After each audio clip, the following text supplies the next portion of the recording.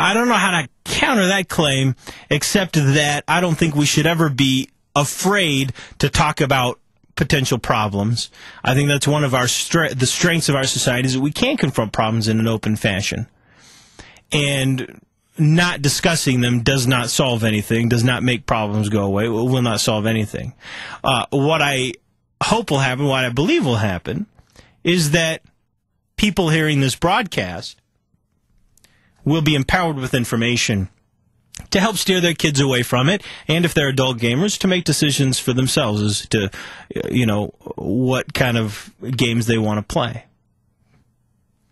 I think it's far more likely that this broadcast will help a parent recognize when their kid brings this home and say, hey, Modern Warfare 2, well, hold on a second, isn't this that game? So information's empowering. 575-8255, that's 801 KSL Talk. Let's go to Ricardo in Orem. Ricardo, you're a gamer. How are you? Hey, how you doing, Ethan? I'm fine, thanks. Have you seen this yet?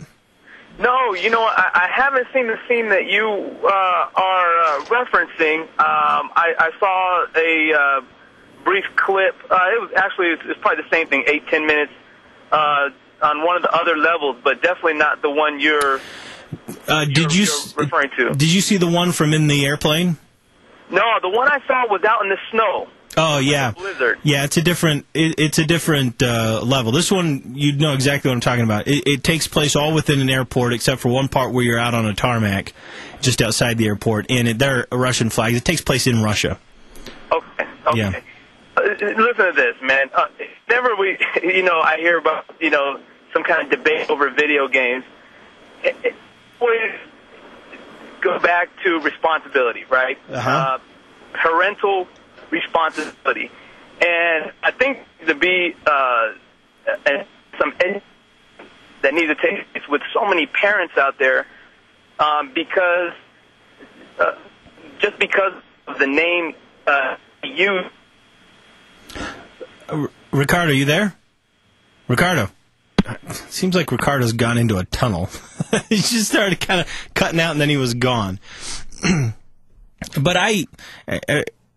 to kind of pick up the trajectory of your comments, Ricardo, I think that you're right. The responsibility does lie with the parents. If you're an adult and you want to pick up these games, you absolutely can. I mean, for goodness sakes, you can pick up games that contain, nudity, explicit language. I mean, it's kind of whatever you want out there. It's very similar to the movies, and it's no wonder that video games have grown up alongside America.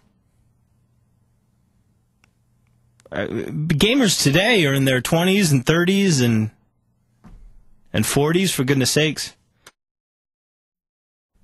And it's an amazing industry. The games are well made. The stories are compelling. The experiences are varied. The games themselves can be very beautiful. Now, I don't want to pretend that every game is some work of art, because some of them are cheap, tawdry, trashy, whatever else. It's really a lot like the movie business, isn't it? There's some great movies. There's some terrible movies. There's some movies for adults. There's some movies for kids. There's some movies for men. Some movies for women. Well, that's how it is. I mean, geez, there are even movies geared towards my two sons are 4 and 2. You ever see those little Lego games? Geez, the Lego games, even adults love to play those Lego games. The Lego Star Wars, the Lego Indiana Jones. I mean, those games have become famous. Yeah, let alone the Wii Sports. I mean, that changed a lot of people's minds about gaming. I guess when you consider the controversy over what this represents, and that is a portion of the game where you actively participate in terrorist attack, I guess you have to consider the fact that this is not the only violent video game. This is not the only video game in which you can or even are encouraged to kill civilians. And it's not the only video game that is written and produced for adults. I guess the real question, or the real problem lies with each of us. That is this a video game that's going to enter into our homes? And that's up to you. Don't get a coalition together to ban it. I don't think that's up to you to decide whether or not I can sit down and play this game and, entertain myself fighting terrorism, a part of which is, you experience from within a terrorist cell to kind of to give urgency to what you're doing. I mean, if I want to play that game, I can play that game. And it's your responsibility to keep it out of your own home. It's not your responsibility to keep it out of my home. I certainly know how to protect myself. I certainly know how to protect my 2 sons.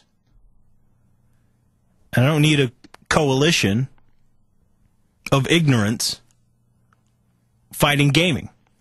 Let's go to Vaughn in North Ogden. Vaughn, you are on the Nightside Project. Hey, how you doing tonight? Fine. How are you, man? Doing good. Hey, I've been listening to your thing about this modern warfare, too. I agree with you that it should not be banned. I'm retired military, and I've been a gamer forever, and I understand some of the concerns that this is about. Yeah. The gruesomeness of the terrorism, but it's no different than like a Die Hard movie or even like Resident Evil games. Yeah, where you witness terrible things to contrast the good and the evil. Correct. Yeah. That's Die Hard. It's exactly that, yeah. Right, and, I play the Grand Theft Auto series, and I have kids myself, and I don't let them play it. The M-rated games are just that, for adults. Yeah. And the thing that burns me the most is these parents that refuse to take the responsibility to be the bad guy or step up to their parental responsibilities and want the government to ban it for them. Yeah. Now, did you say you're a veteran? I am. I got another question related here to this topic. But okay. For a second, Vaughn, I want you to take off your gaming hat and put on your veteran hat. As a veteran of the war on terror, set aside the fact that, you like games and you kind of get the concept. What's your reaction from the perspective of someone who has had to leave his family to confront this? Well, I've done that several times.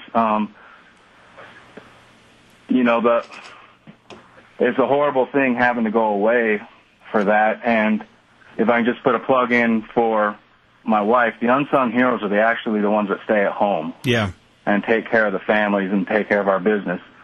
But I was in Kuwait when 9/11 happened. Then I went forward deployed to Pakistan. Mm-hmm. And I saw some horrible things. And, the goodness, which I believe our military is, outweighs whatever the terrorists do. And by putting on that veteran hat, if we ban this or ban the game, in a way it's almost like letting the terrorists win because we're afraid of seeing what they're doing. If people can actually witness, so to speak, the atrocities of what terrorism is, they'll get angry like they did after 9/11 and not be afraid, because that's where terrorism gets fueled, is by the scaring people into not doing anything. Yeah, it's fear. It's a fear concept. Well, right, Vaughn, I'm sorry. Go ahead. Oh, I was going to say, and my biggest. This kind of goes back. I grew up. I was in high school in the '80s, and the whole PMRC thing came about. Mm-hmm. And once again, they're finding a popular culture that people like, just like Tipper Gore did with heavy metal, and trying to ban it. Yeah. And the people that don't do it are the ones that ban it, along with the parents that refuse to take the responsibility. Yeah, that's a real interesting point, Vaughn. It when you see these calls for banning, it's undoubtedly rooted in good intentions, but a lot of ignorance. Vaughn, thanks so much for your service on our behalf, and I appreciate your comments. Interesting comments, very insightful. I appreciate them. Thanks so much for calling in. We got Ricardo that has called back. Ricardo, you're gonna have to wait until I grab this break here. When we come back, we'll pick up Ricardo's phone call, see if he's come out from the other side of that tunnel. And also I want to talk a little bit about talking to Vaughn kind of